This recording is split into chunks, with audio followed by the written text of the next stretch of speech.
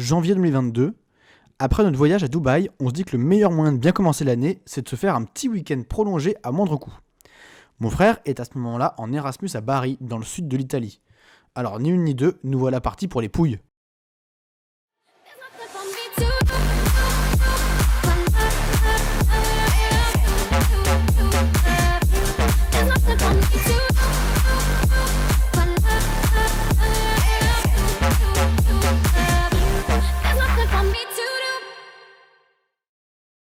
Quand on vous dit que le secret pour voyager pas cher, c'est d'être flexible sur le lieu et la date.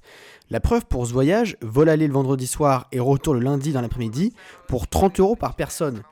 On ajoute à cela un Airbnb bien placé dans la ville, pour 50 € par nuit, soit 150 € les 3 nuits. Ça nous fait un total d'un peu plus de 100 € par personne, hors nourriture et activité. Alors avec le coût de la vie dans le sud de l'Italie, ça fait un séjour ultra accessible. Bref, nous voilà arrivés dans la jolie ville de Bari, capitale des Pouilles.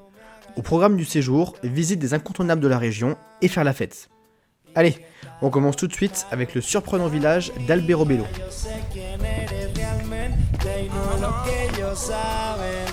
Oh.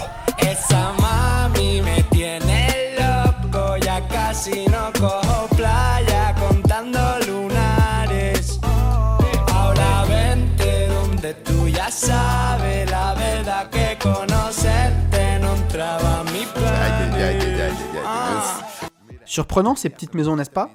On appelle ça des trouillis, et ils dateraient du XVIIIe siècle environ. Bon, passons maintenant aux choses sérieuses car nous arrivons à la fabuleuse ville de Polignano a Mare.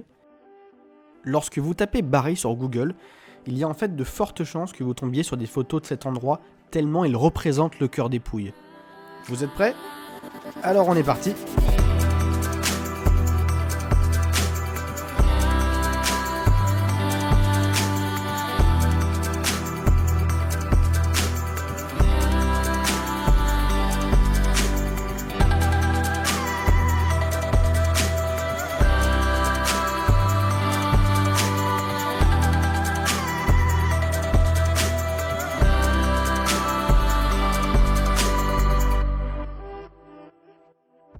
Nous avons vraiment été conquis par la beauté de Polignano, qui nous a beaucoup fait penser à Bonifacio en Corse, pour ceux qui connaissent. Pour terminer cette longue journée de visite, rien de mieux qu'un bon petit restaurant typique et d'une bonne chouille avec les Erasmus de Bari.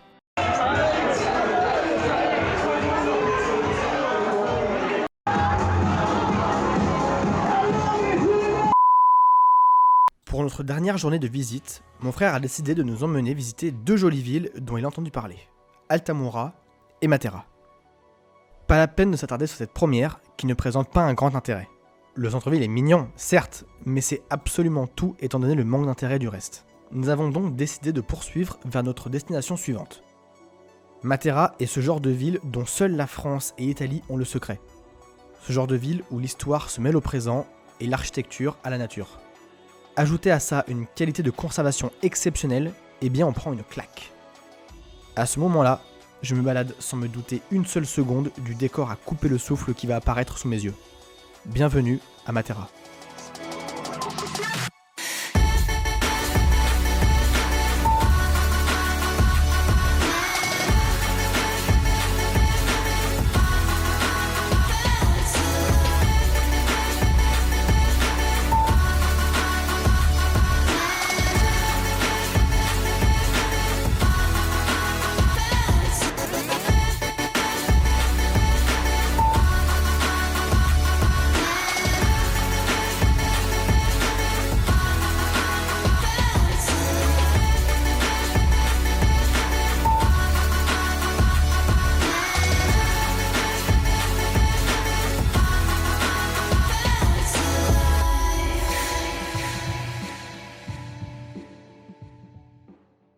Le dernier jour, notre avion était en milieu d'après-midi.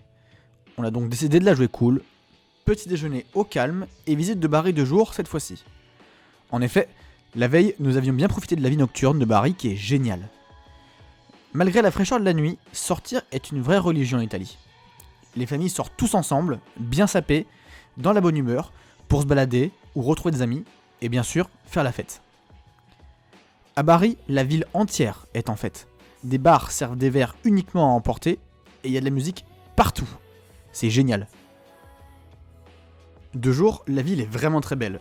Son port de pêche, sa vieille ville, ses monuments et la plage de 20 minutes en font une destination de choix pour des week-ends en amoureux et même festifs à petit prix. Le retour à l'aéroport en moins de 15 minutes en train est juste génial et permet de profiter jusqu'à la fin de son séjour. Vous l'aurez compris, on a vraiment kiffé Bari et j'espère que ça s'est ressenti dans cette vidéo que j'ai beaucoup aimé monter. Du coup, si vous aussi vous avez aimé cette vidéo, vous pouvez lâcher votre meilleur pouce bleu et vous abonner à la chaîne pour suivre les prochaines vidéos. Allez, la bise, c'était Simon, ciao ciao.